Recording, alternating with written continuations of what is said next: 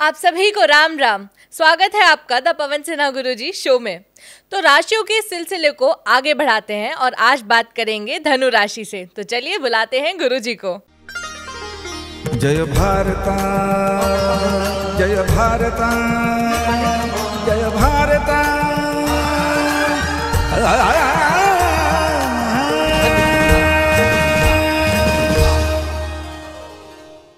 राम राम गुरुजी, कैसे हैं आप? राम राम, मैं अच्छा हूँ और आशा करता हूँ आप सभी बहुत अच्छे होंगे। गुरुजी, हम राशियों को एनालाइज कर रहे हैं और उनके ट्रेड्स बता रहे हैं और आज हम बात करेंगे धनु राशि से। तो शुरू करें? बिल्कुल शुरू करें। और ये इसलिए बहुत ज़रूरी है क्योंकि आप अपनी राशि को देखकर एक मोटा मोटी हाल अपने जीवन के बारे में, अपने स्वभाव के बारे में, अपने खान पान के बारे में, अपनी बीमारी के बारे में लगा सकते हैं। तो उससे आपको बचने में काफ़ी मदद मिलेगी। मान लीजिए कोई है नहीं आपको सलाह देने के लिए, तो केवल इससे ही आप इतना कर सकते हैं कि आपको कोई चीज़ बहुत ज़्यादा परेशान ना करे। और जहाँ कमी आ रही है वहाँ उपाय करके ठीक भी कर सकते हैं। तो चलिए धनु राशि के बारे में बताइए। देखिए, धनु राशि एक विचित्र राशि है।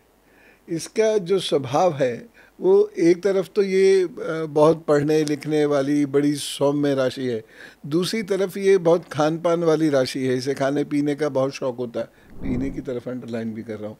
तो उस प्रकार का इसको बहुत ज़्यादा शौक़ होता है और दोस्तों में ये किसी भी एक्सटेंट तक जा सकते हैं, उनकी मदद करने के लिए भी और उनके साथ खाने पीने को लेकर भी। तो कुल मिलाकर यूँ बहुत अच्छी राशि है, बड़े अच्छे सौम्य लोग होते हैं।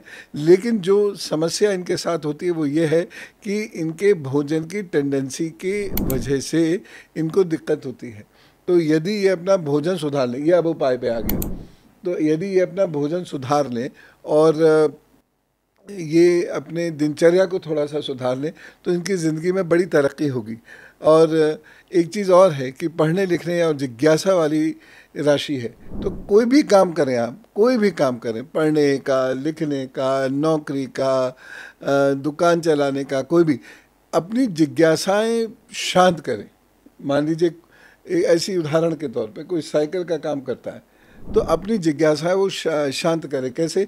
और जाने साइकिल के बारे में, और जाने साइकिल के बारे में, साइकिल में क्या और नया कर सकता है वो।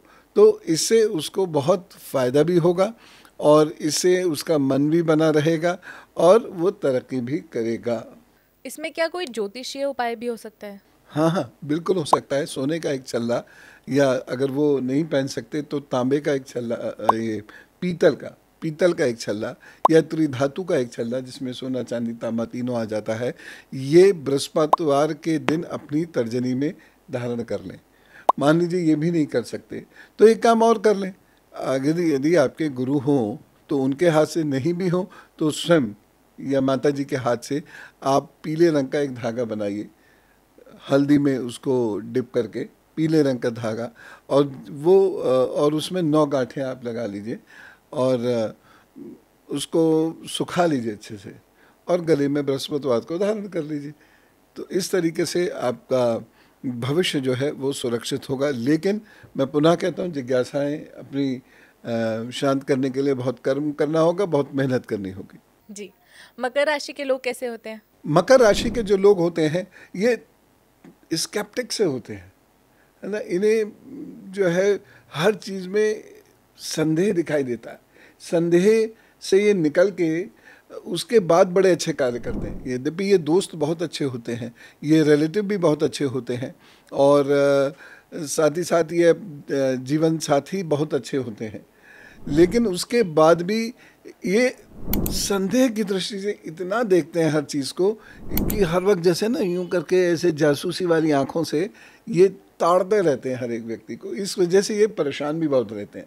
वैसे बड़े इंटेलिजेंट हैं लेकिन इस आदत की वजह से ये परेशान रहते हैं। और ये आदत जितनी ज़्यादा होगी शनि उतना नेगेटिव होता चला जाएगा, और ये आदत जितनी कम इनमें होगी शनि पॉजिटिव होगा।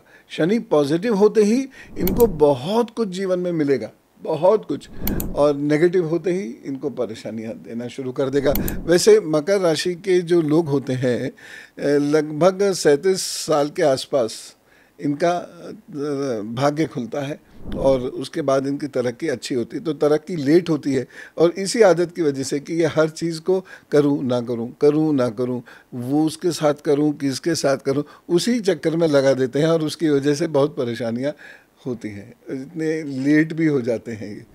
लेकिन फिर भी मैं कहूँगा कि अच्छी राशि है और इसमें बहुत कुछ है, बड़ा बनने के योग बड़े कुछ हैं और ऐसे लोग अपने जीवन में बड़ी उन्नति, बड़ी तरक्की प्राप्त करते हैं। तो इन पे शनि हावी ना हो इसके लिए कोई उपाय? लोहे का छल्ला, लोहे का छल्ला पहने शनिवार को, और शनिवार का दान ज़रूर निकाल दिया करें। जैसे उड़द हो गई, सरसों का तेल हो गया, आलू हो गए, तो शनिवार का दान ये ज़रूर 5-7 लोगों को दे दिया करें तो बड़ा अच्छा रहेगा। और अब कुंभ राशि। कुंभ राशि में आपको एक पहचान बताता हूँ। यदि इनका कद लंबा है या इनके जांघ की हड्डी लंबी है तो बहुत पॉजिटिव है और ये लोग जीवन में बड़ी उन्नति करने वाले हैं।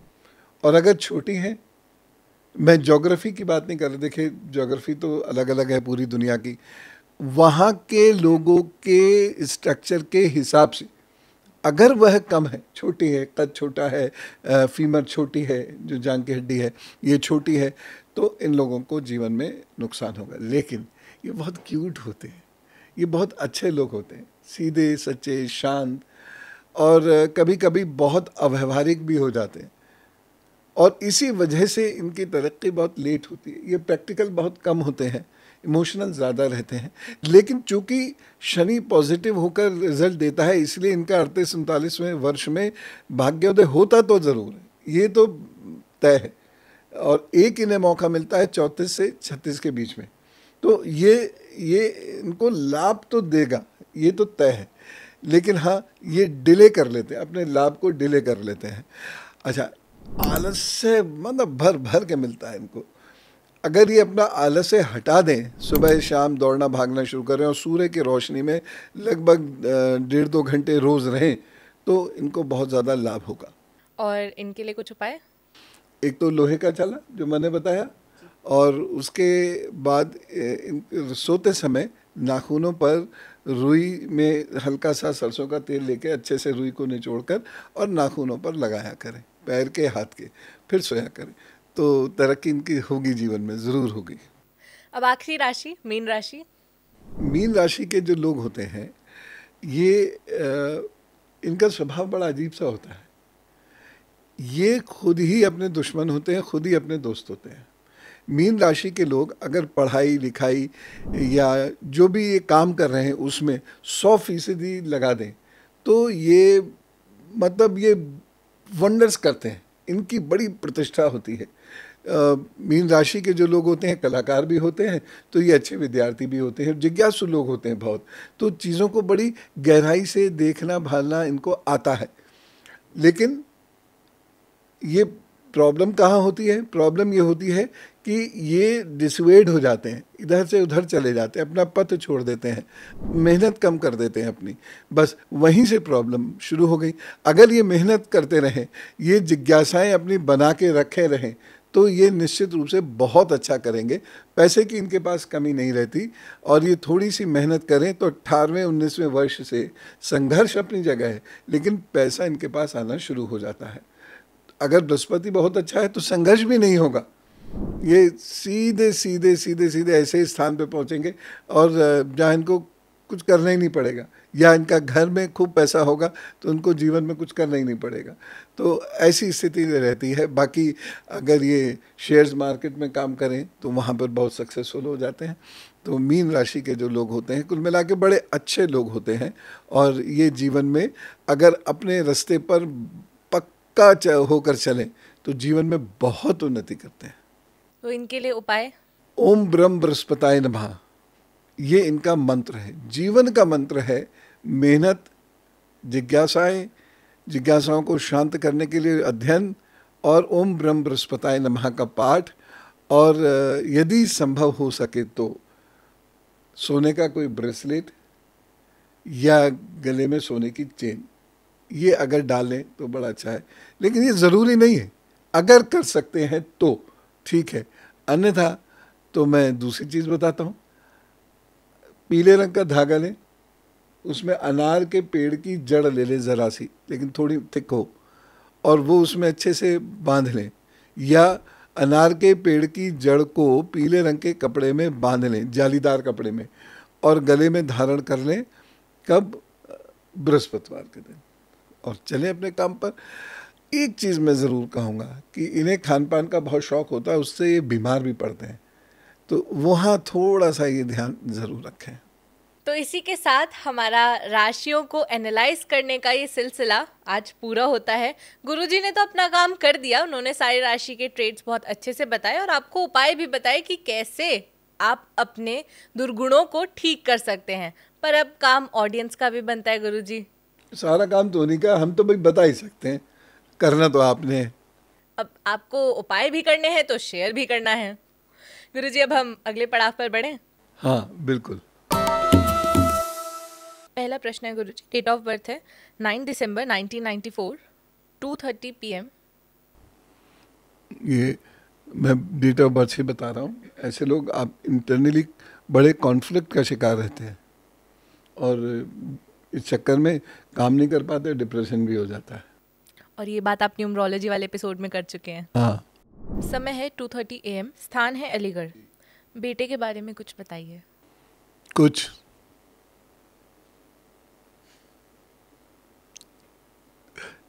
ये क्या प्रश्न हुआ? कुछ बताइए। अरे दीदी, आपको जो है पूरा प्रश्न लिखना चाहिए ना। अब केवल मैं इन पे बताना, साल भर तक इनकी कुंडली खुली रहेगी, ठीक है।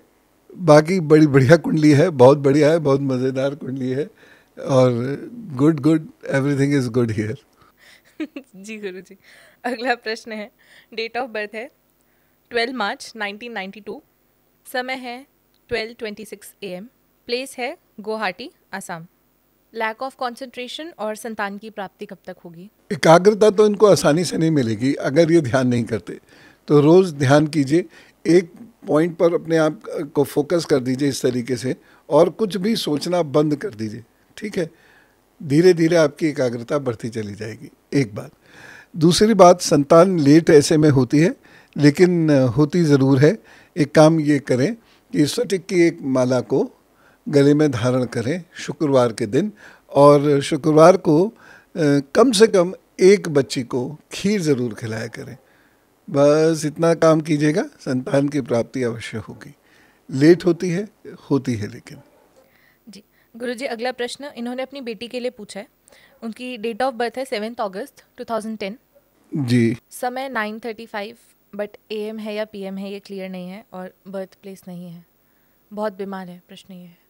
फिलहाल मैं इतना ही कह सकता हूँ। हालांकि ऐसे अधूरे आंकड़े मत भेजा कीजिए, हम बता नहीं पाते हैं, उसमें कोई फ़ायदा भी नहीं है। लेकिन मैं इतना ज़रूर कहना चाहूँगा कि इनको बोलिए कि रोज़ रुद्राक्ष की माला से महामृत्युंजय का जप सीख लें, पहले सीख कर और स्वयं करना शुरू करें तो काफ़ी फ़र्क पड़ेगा, और भगवान शिव ने चाहा तो ठीक भी हो जाएंगे। जी बहुत बहुत धन्यवाद गुरुजी। अब हम आपसे जानेंगे एक पेरेंटिंग टिप।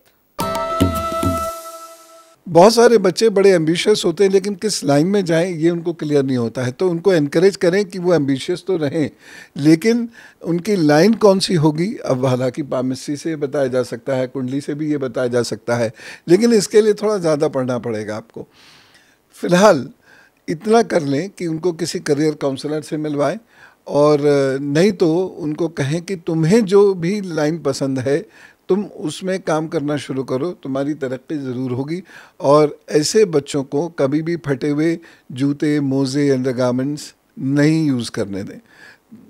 तेज़ी से ये काम करेंगे, अच्छा काम करेंगे, जीवन में खूब बढ़िया रूप से ये काम कर पाएंगे। जी गुरुजी, तो आज का एपिसोड तो बहुत अच्छा रहा और सारी राशियां भी पूरी हो चुकी हैं। अब मैं अपनी ऑडियंस को फटाफट से एक बहुत महत्वपूर्ण सूचना देना चाहती हूँ। दे दूँ? अरे जब मुझे इतनी जिज्ञासा है तो ऑडियंस को कितनी हो रही होगी, जल्दी। तो आप सब लोगों ने गुरुजी को यूट्यूब के माध्यम से तो बहुत देखा है, उनसे प्रश्न भी पूछे हैं। तो गुरुजी हमेशा बोलते हैं कि आप ध्यान साधना कीजिए। तो अब कैसा रहेगा कि आपको मौका मिले गुरुजी के सानिध्य में बैठकर ध्यान साधना सीखने का और साथ ही बहुत सारा अध्ययन करने का। साथ में हम गुरुजी के साथ ट्रेकिंग भी करेंगे, जंगल सफारी भी करेंगे। तो देर किस बात की है, आश्रम ऑर्गेनाइज कर रहा है राजयोग शिविर 22 से 29 दिसंबर गोंदिया महाराष्ट्र में। तो आप सभी लोग भी जल्दी से एनरोल कर लीजिए क्योंकि इसकी सीट्स बहुत लिमिटेड हैं और बहुत जल्दी भर जाती हैं। तो गुरुजी आप सब लोगों का इंतजार करेंगे। हाँ, फिर भी देखें, पिछली बार तो 2 ही दिन में सारी सीट्स भर गई थी, उसके पहले 1 दिन में भर गई थी। तो मैं तो इंतज़ार कर लूँगा, लेकिन सीट्स इंतज़ार नहीं करती। ट्रेन का टिकट भी इंतज़ार नहीं करता है। तो आप सभी लोग जल्दी से एनरोल कर लीजिए क्योंकि ये मौका बार बार नहीं आता। तो गुरुजी अब हम अपनी ऑडियंस से विदा लें। जी, तो आप सभी लोग लाइक कीजिएगा, शेयर कीजिएगा और सब्सक्राइब भी कीजिएगा। और अगले थर्सडे तक के लिए सभी लोगों को राम राम, नमस्कार, भारत माता की जय।